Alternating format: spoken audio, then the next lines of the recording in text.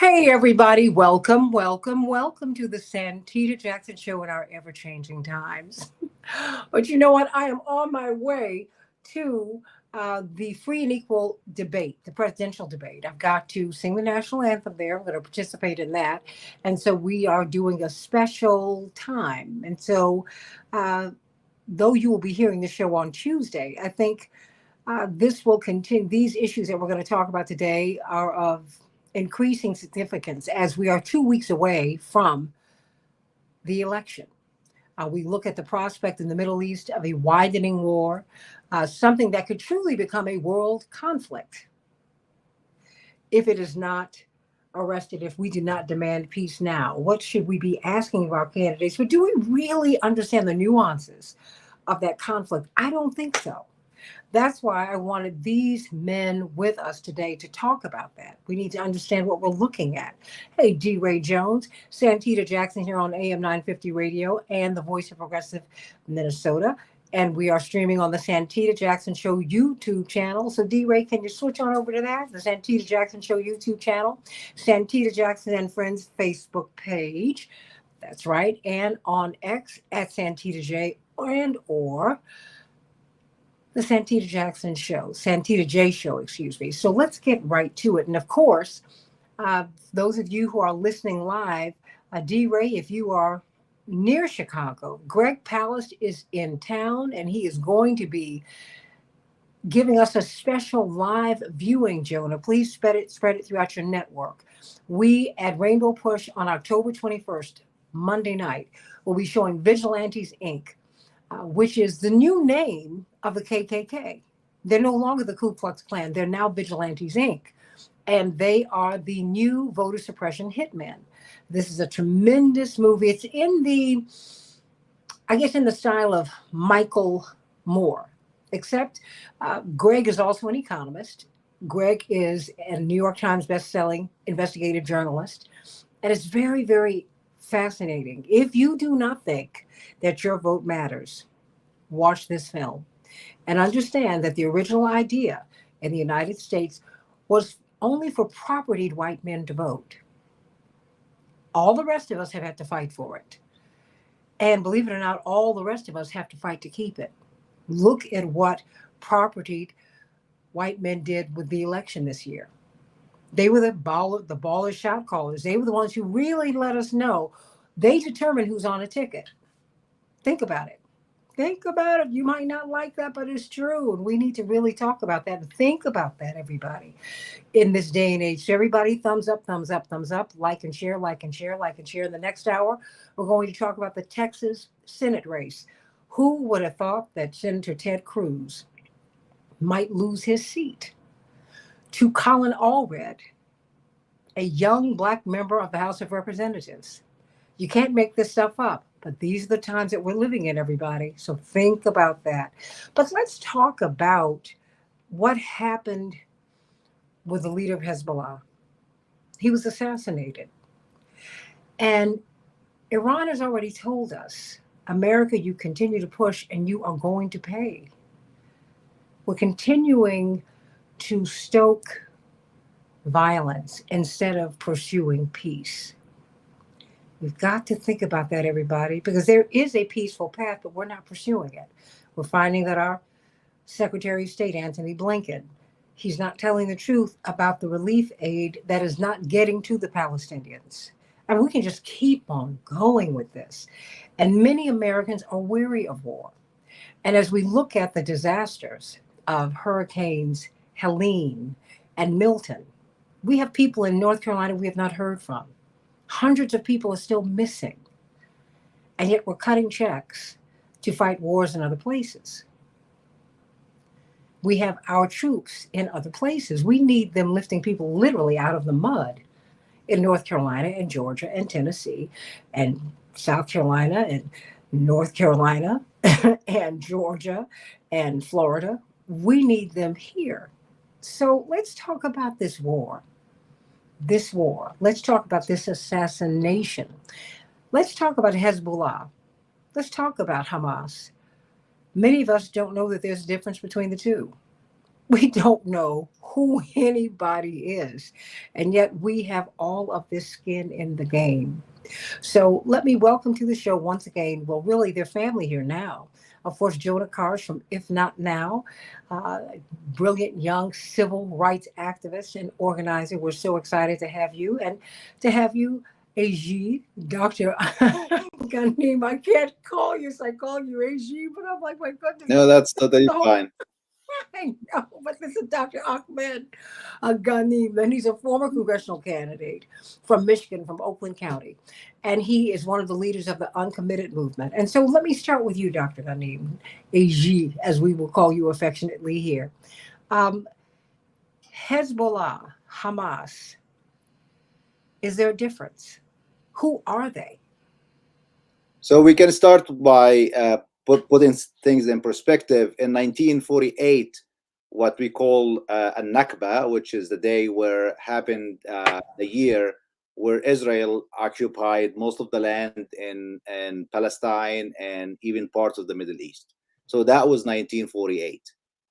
40 years later, in 1982, Israel started to invade Lebanon. So Lebanon is the north of Israel right now. And 1982, Israel went to invade Lebanon, and we know that what happened. Then, as a result of this invasion, an organization formed by the name of Hezbollah.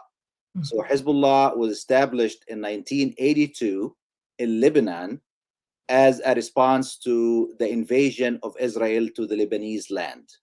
And this area, the south of Hezbollah, where the south of Lebanon, where Hezbollah was formed, is mainly Muslims Shi'i.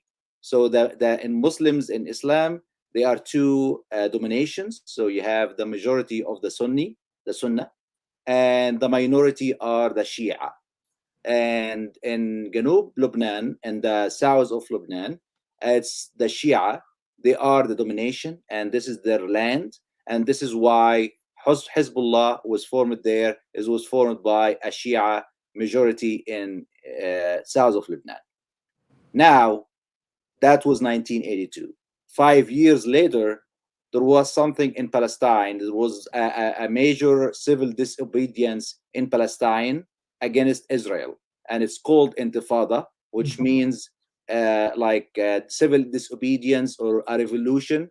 And during this time, Hamas was formed in Israel in Palestine, and Hamas is because the Palestinian are majority Sunni, is a Sunni a sect of Muslims. So this is the difference between Hezbollah established 1982 in South Lebanon. Hamas was established in 1987 in Palestine, and those are Sunni and these are Shi'i. Now, if why is that important to the election today? If you look at Michigan, for example, the vast majority of Arabs in Dearborn are from the south of Lebanon. So Dearborn City, the biggest, city where Middle Easterns and Arabs live in the United States. It's the home of the immigrants from Lebanon, especially from this part of Lebanon, the south of Lebanon. A lot of those people immigrated to the United States to escape the war and escape the invasion that happened in 1982. So you have families that live here in Dearborn, Michigan, and they have this major trauma in their life, in the back of their mind. That's why they escaped the war, and that's why they came. And their kids that were born after that, either born, around the 80s or the 90s, any kids who were born after that, they knew from their parents that we left our country because of the invasion of Israel, and we came here in the United States. So that's why when Israel started to attack Lebanon after attacking Gaza, that added another layer of how it's hard for Harris to win Michigan, because now it's not just the Arabs in general. It's became very, very personal to the community in Michigan, because they all have roots in a city called Vintage Vale, which is a city in Lebanon where actually Hassan Nasrallah, the leader of Hezbollah, was born and raised there. So they have very close ties to it. They know it. They know what's happening. So these are the difference between Hamas and Hezbollah. So first, Israel killed Hezbollah leader Hassan Nasrallah. He was killed like 2 or 3 weeks ago. Then few days ago, Israel killed As-Sinwar, which is the leader of Hamas. Now the difference between both of them is Hezbollah, Hassan Nasrallah from Hezbollah, the leader of Hezbollah, he was actually targeted and killed. Like they actually had a plan to kill him, and they killed him. As-Sinwar, on the other hand, it was accidentally found them. So he was fighting among the other fighters in Gaza, and they had this.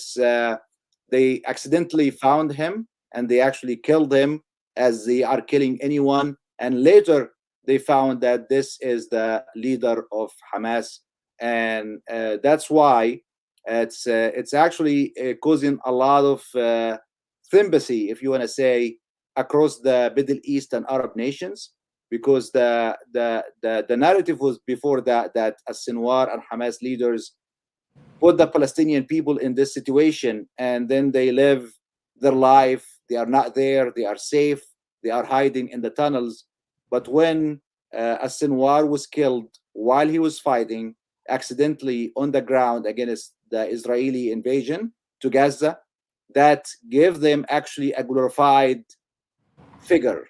Now you're talking about someone that's not just doing things, he's actually fighting on the ground, to the point that a lot of in the media in the Arab countries like now, they make him like the second, like the new Guevara. So it's like Guevara, that someone is fighting for their land. So this is why I'm trying to connect that to what's happening in Michigan, because it's a battleground for Harris. When Harris came to Michigan 2 days ago, and she had a segment in her speech about how As-Sinwar, killing As-Sinwar, is a turning, should be a turning point in this conflict. I think she was not educated on the conflict, or how people actually understand, or how the other sides look at what's happening in the conflict. Because a lot of people think that As-Sinwar is not a terrorist, according to the United States. A lot of people think that Sinwar is someone is fighting for his people. You know, whether you disagree or that, or you disagree, but you have, in politics, you have to deal with the reality on the ground. The reality on the ground, there is a lot of sympathy, especially when he was killed fighting back, not hiding in anywhere. So when she came to Michigan, she said, "This is the turning point for the conflict in the Middle East." I think she did not read the room. I think the turning point should have been kids killed in tents at a makeshift hospital, what is still hooked to their IVs. We've seen the video of how Israel killed the kids in tents at a makeshift hospital. While you can see for the video, which is very painful to watch, I don't recommend anyone to watch it, but you can see the IV lines is still there while the kids are burning. So I think those things should be the turning point. When you talk, I understand her point. I understand when she's talking to the Israeli, or talking to the people, like she will go to the Israeli leader and said, "You know what? You started this because of what happened in October 7, according to your narrative. Here you killed the leader. Let's move on." I understand where is she coming from. But when she talks to the people, to the masses, trying to gain the hearts and minds, I think she has to have a very different narrative on that. And I think that was a big problem, not helping her. And I think she should look for the people that actually write in her speeches, and have a second, meeting with them. Well, let me ask you this. Not just not reading the room, but not understanding the community. Um,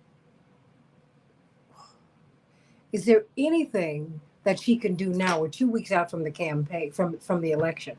Mind you, no, we're in the election now. Early voting has started all over the country. More than 12 million Americans have cast their votes. Is there anything she could say now that would that is there any way for her to make amends? Is what could she say?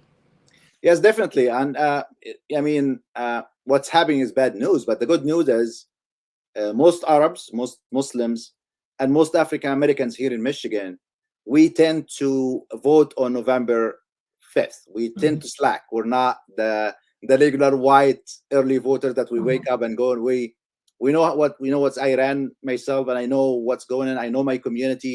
I live very close to Detroit and Pontiac, and I know my friends. So I know how. So we still this community that we need to energize. They are not tapped in yet. They haven't voted yet. Now, I did ask a question when she said this should be a turning point. So when you go back to the White House and you talk to Biden and he said, okay, this is the turning point. How is that going to change the policy? If you think this is the turning point by killing the leader of Hamas, which in the world of politics definitely could be a turning point.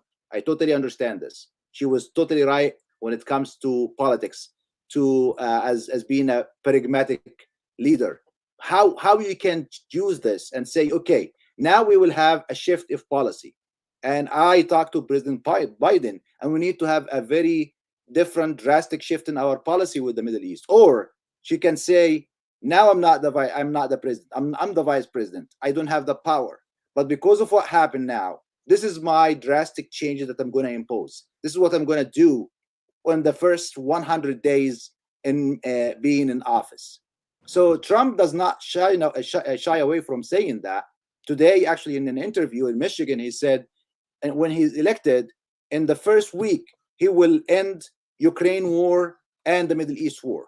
You know, Mhm. whether we know, definitely Trump does not have a plan, but I'm saying at least he's showing that he's saying that in a very calm and assertive way that yes, I'm going to do that. This is my policy. I'm going to shift that. We don't get that from Harris, and she has to turn from just fluffy, you know, words, general words, to an actual policy. I have a team, and this team actually will have. Mhm. She's in Michigan. She has access to the Arab American community. She has access to the Jewish American community. Why can't she form a team from Arabs and Jewish American community and African American community? I tell them those people will be my advisors. Those are local here. They know what Hezbollah means. They know what Hamas means. They know what it means to live in Tel Aviv. They know what being a Jewish in Israel mean. All these people can come together and work with me on the team, and they will advise me, and I will work with them. It's okay to be, you don't know, you cannot know everything about the United States is a big country, and the United States deals with people in everywhere. If you ask me about the situation in Philippines, I'm ignorant when it comes to that. It's Mhm. fine Yeah. for me to learn, but now she can tell, okay, I'm learning, this is what I'm going to change, and this is my policy, so to assure people to be motivated. But what we saw so far from her, even I think her team, they are not even doing their homework, because in her speech she said, I'm pleased to have the support of Asad Turfi from the Arab American community, and she said that like it's a good news, like she's getting the support. But if they did some research, you found that there was a very big backlash at Asad Turfi when he endorsed her. So mentioning his name actually at this point was not in her favor, it's not helping her. But again, this is why I'm surprised when I hear that. How is she? I don't blame her, because definitely she should have a big team and advisors. Why her advisors are not doing their homework? Is that by intention or by ignorance? That's my question. Well, because the thing is, we're not new to this space. I mean, the fact is, bringing African Americans, Jonah Karsh, into the process is important because African Americans are the group who broke the ice on the Palestinian question in American politics. It was, it's something that's been building since the 60s. I think Reverend Jesse Jackson's advocacy starting in 79 cracked it wide open. And then his presidential runs. I still remember the picture was What, Arafat. Oh yeah, well, I mean, he got into trouble because Chairman Arafat then opened his arms to hug him, and he hugged him back, and that became. But we had a no talk policy. Jonah wasn't born then, bless his heart, but we didn't know how that we were stepping onto the third rail of American politics. My mother went to the Middle East. She went to Lebanon. I met Chairman Arafat in 1978 at the World Youth Festival when I was a very young teen. He invited us over. My parents said, he invited me over. And my mother and father said, well, no, you may not go. But my mother said, I'll go to Lebanon first. And then after I see, get the lay of the land, then your father and I will go. And her trip was so devastating that she had to stay, I think, over in Paris for a week to decompress because, like, the person who drove you to a site in the morning, they couldn't drive you back because they'd been killed. I mean, it was just, and this was like a daily thing. And Kwame Ture, Stokely Carmichael was on this trip. Others were, it was a wonderful delegation, but it was really devastating. And so when she got back home, she turned around and went to New York to see Andrew Young, who was the ambassador to the UN in the Carter administration. And she challenged him. I mean, they had both been Dr. King's staff members. And she said, look, we've got to do something because this policy is way wrong. This story is way off. And people are getting killed every day. The devastation you can't imagine. He said, Jackie, you're right. But this is the third rail of American politics. I will lose my job. And she said, okay, what would Martin do? She said, it's just a job. Well, he did do a back channel discussion and he did lose his job. But it changed things because you started having the conversation. And that's why I wanted us to start here with you, Dr. Ghanim, affectionately known as AG for all of us, and to open the door to you, Jonah, because Jonah is now he's our child. And I don't say that in a derisive way. These are things he has already seen another world. You're not a black president, a woman president, women on the ticket, people of color. All that doesn't blow your mind at all. You're like, okay, give me something else because the first have already happened for you. So one of the things that's been so impressive about Jonah is that look, the world that you have right now, I don't want it. I want something else. I'm not signing up for what you all are doing. What you're doing is crazy. And so I want to hear from you because there's a whole lot going on here. That's why we want people to get out and vote. Get out and vote.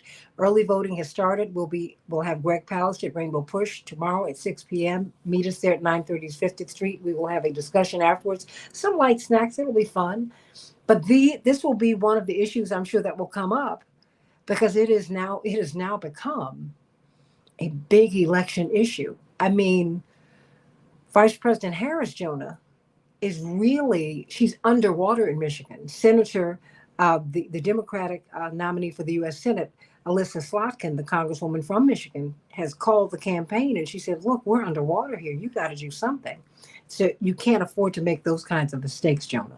So what is your thought? I mean, when you heard about this assassination and you heard some people, not all, but some, and certainly the corporate media were gleeful. And I said, you don't even know all the moving parts here. First of all, just as a Christian, for me, it is hard to be gleeful about anyone's killing. Okay. And I just say that as a human being, that's just not what we should do, even when someone has done something heinous. Like, the only way you're going to end violence is to stop it. Right. So Jonah, you pick it up from here. I mean, what are we looking at now? What do you see? Yeah, I think the temptation on the part of Biden and Harris to say, here's the opportunity to end the war, this is what we needed is, if you look at it objectively at all, I completely agree with what Mr. Hanim said about, this is we're at 18,000 dead children. I don't understand why the killing of one man, however horrible you may think he is, whatever blood he has on his hands, and he does, whatever you think of that, I don't I don't understand why that's that's the move now, is to end the war, unless, and this is what I think it was, is they're trying to cater to the Israeli public and say, hey, like, now it's time to get the hostages home, you all, like, you got your guy, let's make this happen. And it's on the one hand, a sort of double bank shot where you're trying to get the Israeli public, maybe try to show some voters that you're going for a ceasefire. But I think what, a lot of voters, Muslim and Arab American voters in Michigan, who have seen their families be put at risk from this, and just people of conscience are saying, look, like, we've heard you say ceasefire for 7-8 months now. We don't have a ceasefire. So, if everything is an opportunity for a ceasefire, what are you actually going to do to make it happen? And and a lot of times, unfortunately, I feel like I talk to people and they're like, well, they can't just do that.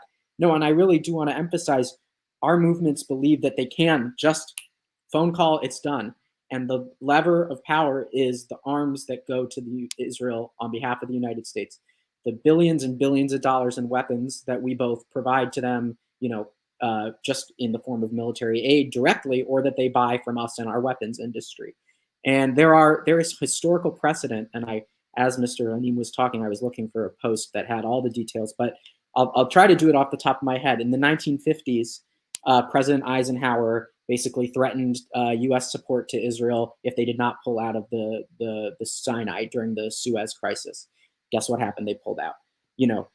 In the 70s, Jimmy Carter, to try to force a peace agreement with Egypt, made similar demands and threats along the lines of military aid. Ronald Reagan in the 1980s called up Prime Minister of Israel, Menachem Begin, told him to stop the bombing of Lebanon. It worked, and it wasn't just because he did so sternly. It was because he said, our long-term support for you, your country, your project, your military, the money that we provide you is at stake if you don't do what we want here.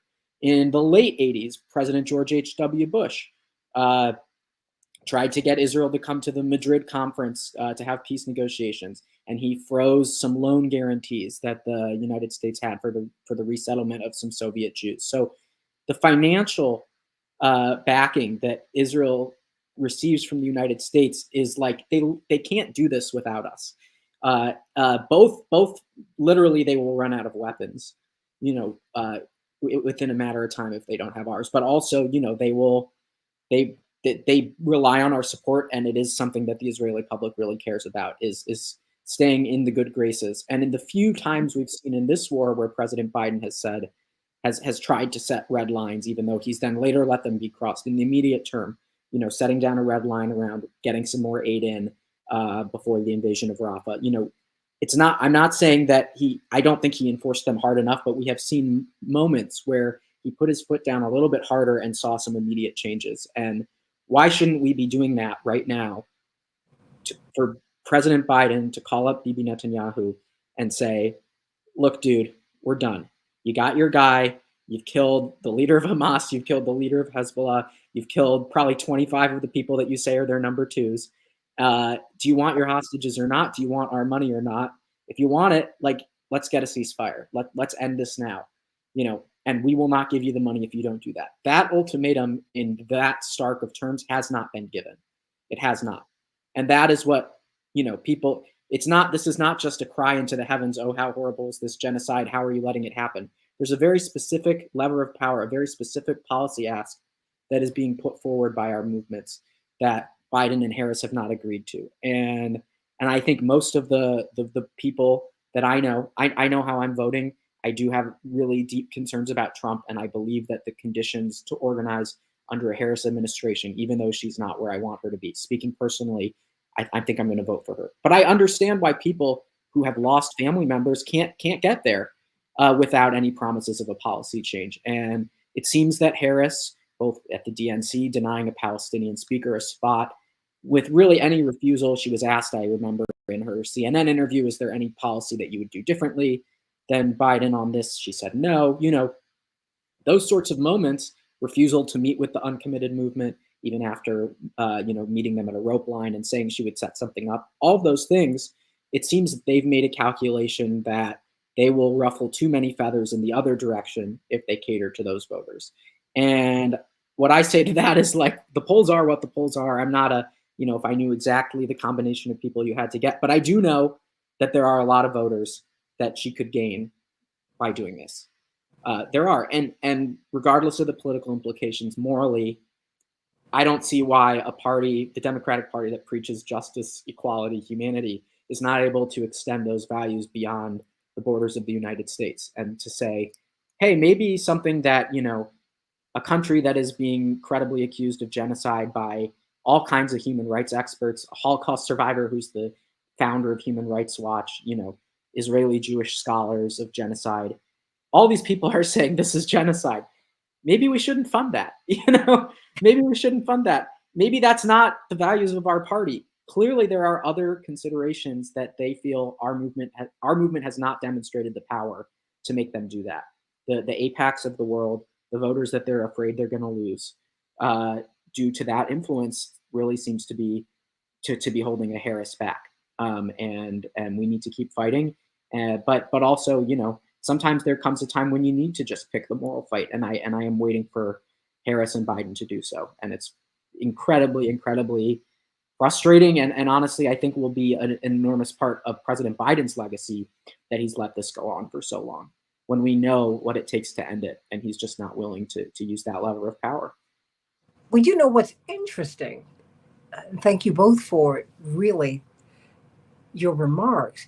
It's when we look at this election cycle, and we're 2 weeks away from the last day that we can vote, really. What's interesting is that the mayor of Dearborn, which is really, for all intents and purposes, it is to the Arab community what Jackson, Mississippi is to the African American community. It's well, I mean, it's like it's an Arab town, just like Jackson, Mississippi. It's an African American town, Black American town, Arab American town, excuse me, African American town. And you can go there and really put your finger on the pulse of the communities when you go to these places, Jonah. Just like when you go to New York. I mean, it's just, they're different places, and there's nothing wrong with that. We gather where we gather, and it is what it is. That having been said, what's interesting about President Trump, former President Trump, is that he's been very consistent in saying, I can and will end the Ukraine war. And he has been very consistent in saying, I will end this conflict. He had an interview in a prominent Jewish Israeli publication that was arranged by one of his big donors. And he said, look, and he got into trouble, Jonah and AG, about this. He said, look, I would end this conflict tomorrow. Do you know that this is a bad look for you guys? Now, look, you can say his reasoning was, you might go morally, you might have a question with that. I know Jonah's like, wait a minute, the morals here. And you, AG, I know you're like, what? But he's a transactional man. I'm not making excuses. I'm just making a statement. And I'm looking at this community who are losing relatives every day. I'm looking at progressive Jewish Americans. And quite frankly, I'm looking at the broader Jewish American community that's struggling with this, but who are also saying, wait a minute, we have family over there. Because both of you here have skin in the game. You can make a phone call to that part of the world and touch someone you know and love. And that's a big deal. That's a really, really big deal. And so you have one candidate who is saying, I would end this. His reasoning and all of that, I can't get into all of that. I'm saying this is how what he's saying, it's landing in this community in a particular way, Jonah. He's saying this, and he has been saying this for a year. I mean, it's hard. And now you've got the mayor of Dearborn who has said, I support Trump. This is not some white nationalist. This is not someone who hates people of color. He's someone who loves his people, who wants the bombings to stop, the killings to stop. So I'm trying to figure out how Vice President Harris, I mean, he has given her a steep mountain to climb, AG. Am I mistaken? No, you're totally right. You're definitely right. Again, if she comes and say, "Hey, I don't have a power to do that. I'm still the vice president, but at least I have a plan." And this plan, and I remember actually, Trump, like few months ago, he said exactly what you said when they asked him about Ukraine war, and he said he will end it. And one of the journalists asked him, "How are you going to end it?" He said, "Very easy. I'm going to make two phone calls. One phone call to Putin said, if you don't end this war, we're going to put all the sanctions on the world in you, and also we're going to arm Ukraine till the end."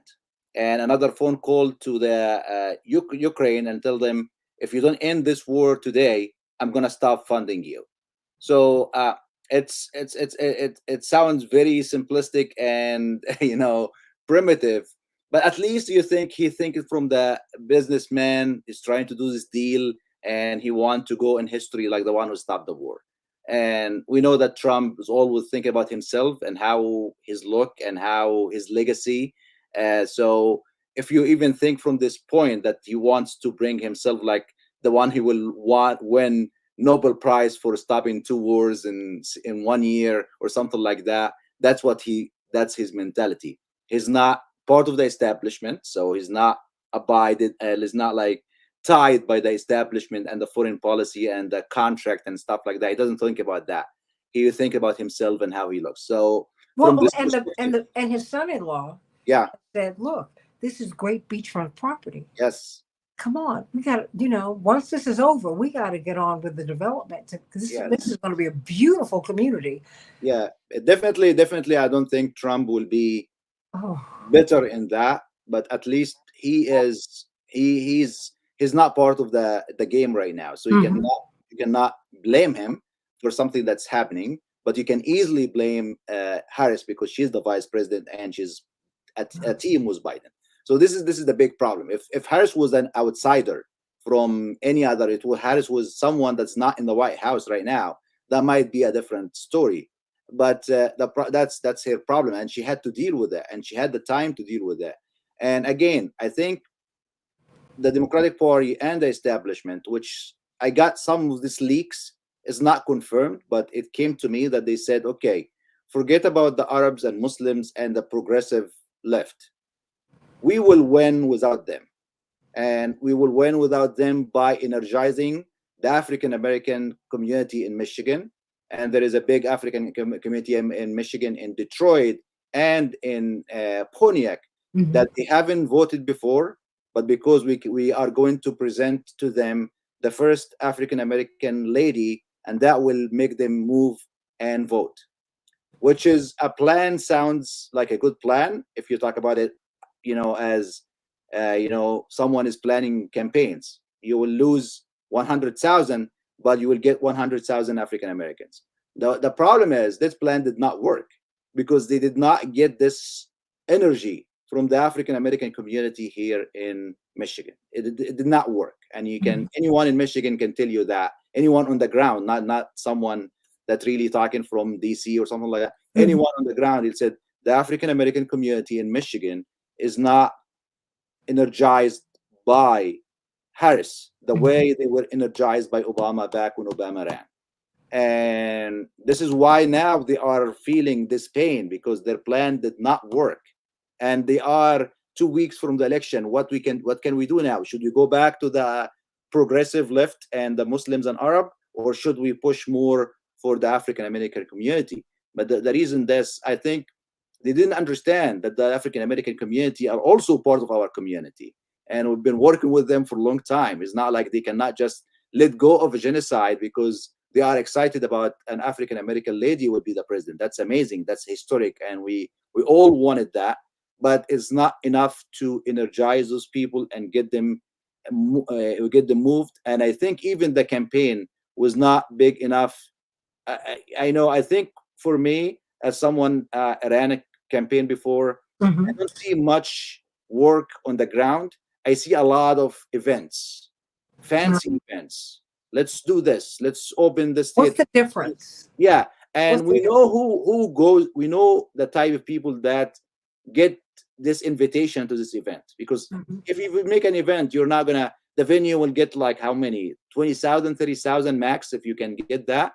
But the people in the streets in Detroit, some of them, they don't know even there is actually a race happening. They see the things in the news, but they don't know where to vote. They are not registered.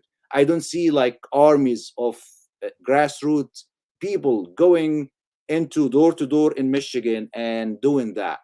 There is some effort, but I don't think enough effort, which is, I'm sad, because this is, if that happened, that will help democracy no matter what who wins, because we want everyone from the minorities to be registered and be able to vote. But I don't know if you'll have time, or when you come to Michigan on, if you come on November 5th, I'm pretty sure if you go to the polling stations at these areas, is not going to be busy. Is not, and that's unfortunate. But this is the reality that the Harris campaign, they have to deal with it right now. They actually looking right now, like they had an event yesterday asking Detroiter to vote early and motivate the vote. That's a good event. That's a good thing. But I don't think that will yield a lot, because again, it's our nature. I'm personally, Middle Easterns, the Arabs, the Muslims, and our African American brothers and sisters, we tend to wait till the end and do this is like the day of the election.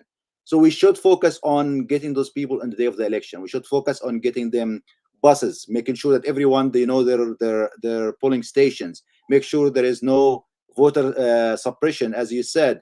Make sure that we have army of people waiting on this day, trying to find everyone places. And if they don't come, they get like a something at 5 o'clock. We still have 3 days, 3 hours. Go and get the people that not come yet.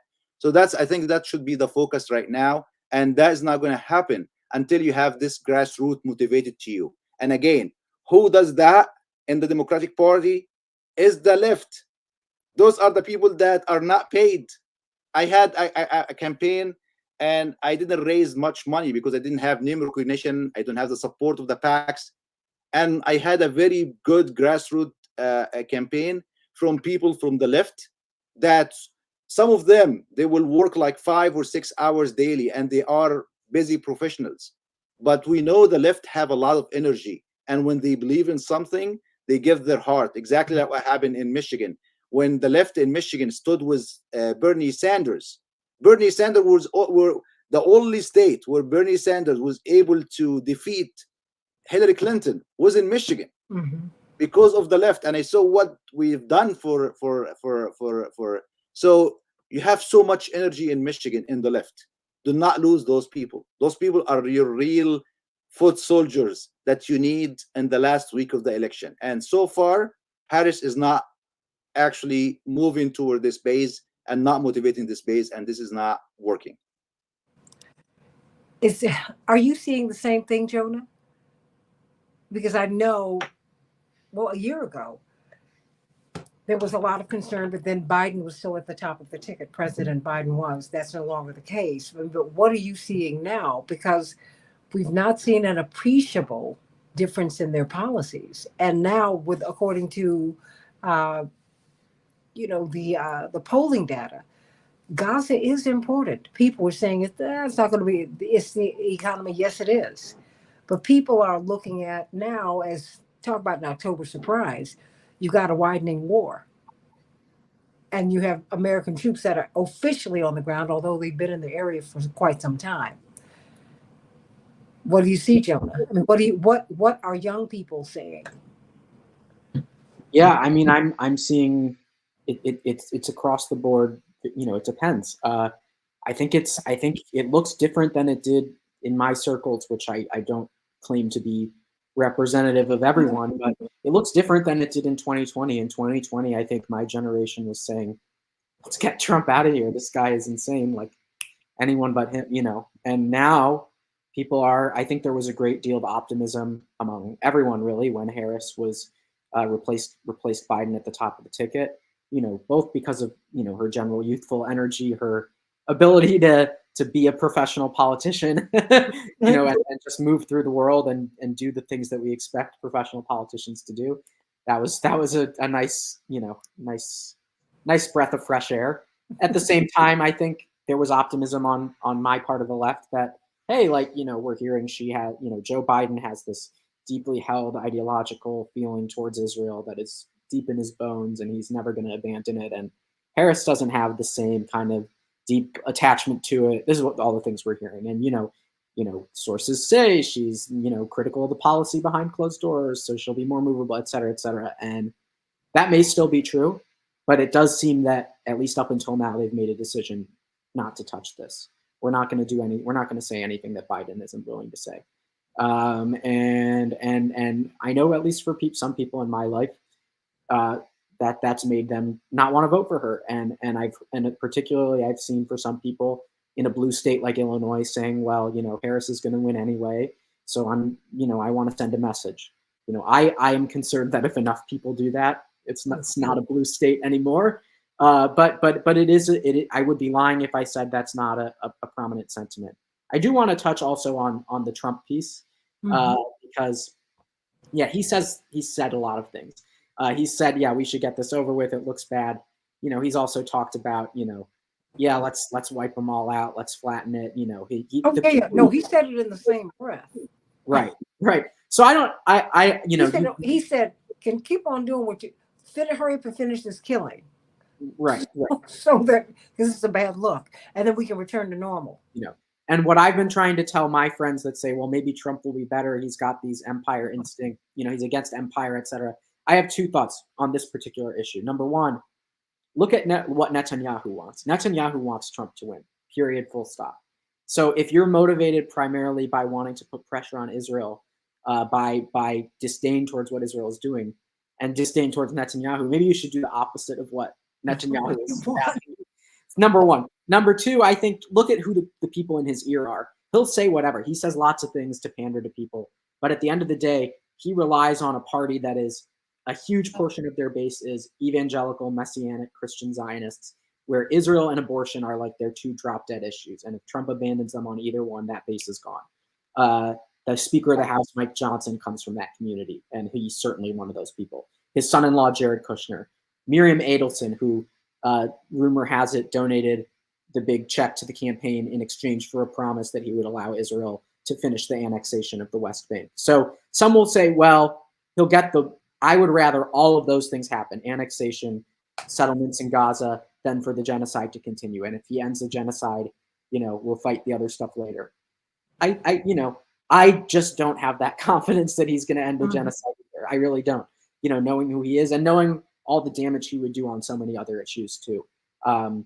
I just believe that, and I also, it is my sense that there are progressives in Congress who are completely fed up and are not speaking out. And I say, hey, now's the time. If you could save it, why are you in politics if not to save lives? Like, this is a moment when you can speak out. But a lot of them are saying, you know what?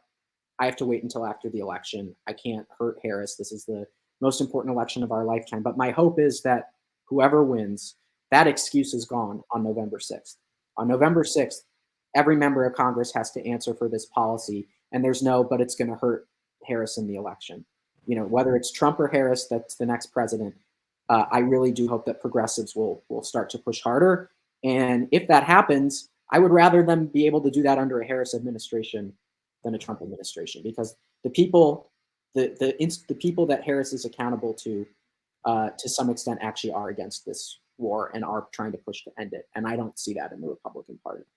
But I'm wondering why the president is not more helpful, just to even say to her privately, look, I want you to win. Take you should have some space. The fact that that she has to hew so closely to him that's hurting her. Right. I mean, right. if we're just going to look at politics, right? The game of politics, the science of it, it's like, wait a minute, he's not giving her any daylight, which I find interesting. And the leaks are just infuriating. I mean, just in the last 2 weeks, we're seeing the new reporting that Biden was saying behind closed doors that he knew Netanyahu didn't want a ceasefire. Apparently, that didn't change the fact that he was still going to go. We had a State Department official leaked recording saying, yeah, we're not, President Biden is not willing to cut off weapons to Israel pretty much under any circumstance because they're an ally. What makes them an ally? Supposedly, we say shared values. I don't think a value that Joe Biden holds is killing 16, 17, 18,000 children. So That one is pretty vacuous to me. And then of course you have the stories of Antony Blinken clearly going against the determinations of his own department officials, his own experts, to try to do a little runaround and say, well, actually, Israel's not deliberately blocking humanitarian aid when everyone on the ground is saying that's what was happening. So, they know what's happening, and they're willing to look the other way. And I can't say exactly why it is, but I think it stops and starts with the president, who has got this like dogmatic, immovable sort of sentimental attachment to Israel that frankly is outdated. Israel, you could make a case in 1973 that Israel is this little plucky country that, sprung up from the ashes of the Holocaust. It's got people, it's a refuge for people. None of that is false. I would encourage him to look at the history of how it was founded and the people that were dispossessed in that moment. But Israel is a nuclear power now. I mean, what are we doing here? Like that attitude about Israel that he seems to have developed in the 1970s is completely outdated, and it seems like his own staff knows that it's outdated, but they don't know how to move him on it, even those that wish he would put on more pressure. And so I don't even if he thinks Netanyahu is doing this or that, it seems like he has he's willing to let Donald Trump win over this issue, and I don't understand why that is, other than some kind of deeply held thing that he's holding on to. I feel like at a certain point, this can't be explained by politics anymore. This is just something he believes, and it's really unfortunate. Well, his belief system comes from I think from some deeply held religious convictions, which I do respect. But I also think that he is a master politician, and it's also money. And we do know that according to the Lancet study, more than 200,000 people have been killed. The official numbers are 41,000. We know there are people under the rubble, Jonah, AG. This is something horrific. And the thinking of the people who are doing the killing is something that I cannot understand. Okay, so you chop off the finger of this gentleman for his DNA. Are you serious right now? It's like, what are you doing?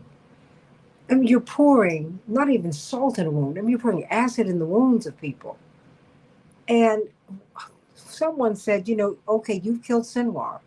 Now you've given birth to 1,000 others. The Bible tells you that you must study or no more. You do best what my father says, what you study the most and most fervently. And I see this getting worse and worse and worse. And we're 2 weeks away from this election as of Tuesday, but we're in the election season right now. I think you're right, AG.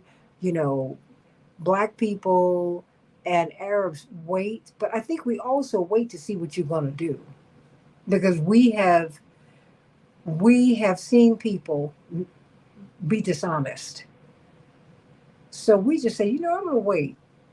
I'm just going to wait to see what you're. I'm just going to wait to see what you're going to do.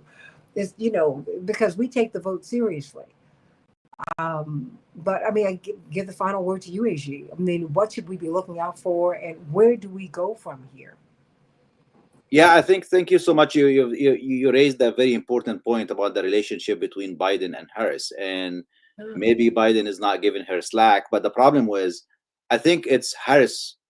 That's her responsibility to break away from Biden. She wants to be the president of the United States, and she will face so much pressure from everyone in the whole universe. She has to start and show her leadership skills that, okay, I'm his vice president, but now I'm running to be the president. Will be my show, not his show. And this is what I'm going to be different from 1, 2, 3, 4, because she has to counter the narrative that's, Elon Musk and other big horns on the on social media, that this will be another 4 years of Biden. And to be honest with you, not a lot of people in the country, they want 4 years of Biden because they haven't seen that much change. They want her because she can bring a lot to the table. She can bring history to us, being the first black woman to be in the White House, and her husband is Jewish, would be the first Jewish second, First so gentleman. there is a lot of history will be done. This will be like a change, and it will be like Obama 0.2, like that second coming of change to the United States. Imagine if that is happening while people really united behind her, while people in because the problem with the campaign, that the people, when they say, okay, there are 100,000 votes we can avoid in Michigan, they made a big mistake, because it might be 100,000 votes in number, but when you energize those people, every one of the 100,000 can bring like 10 or 20 with them. This is how the left work. This is how we work. This is how we go door by door. Like, I know people that now they are not, open to vote for Harris, and I know their work. If they were actually on the same page with Harris, every one of those people in Ferndale, in Detroit, in Michigan, can bring like up to 50 people from registering them from scratch and bringing them. So the 100,000 can actually bring you 500,000 or 5 million people more. But this is not happening, because you were very short-sighted when you put the strategy to your campaign. And if something happened in Michigan, and if she loses it to Donald Trump, it will be her choice, and their campaign choice, that they chose to lose but not to change their policy. And this also will go down in history as the worst decision any candidate can take. And I'm saying she can easily win. She can easily win. But her campaign so far are not choosing to win. And we want that to change. And it can change as soon as she can just have a plan and have a press conference to announce her plan, even without changing anything right now. Just a press conference to announce, here's what I'm going to do in the first 100 days, 1, 2, 3, 4, 5. Either you are with me to make us do this plan, or you are not with me. Let's do it.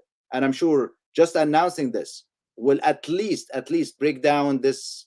A lot of people will go with her, because anyone is voting for Green Party, they are voting just to avoid voting for Harris. If anyone from the left is voting for Trump, which I doubt that someone will vote for Trump, but even though from the Arabs or Muslims or the newcomers to politics, they are voting because he is not Harris.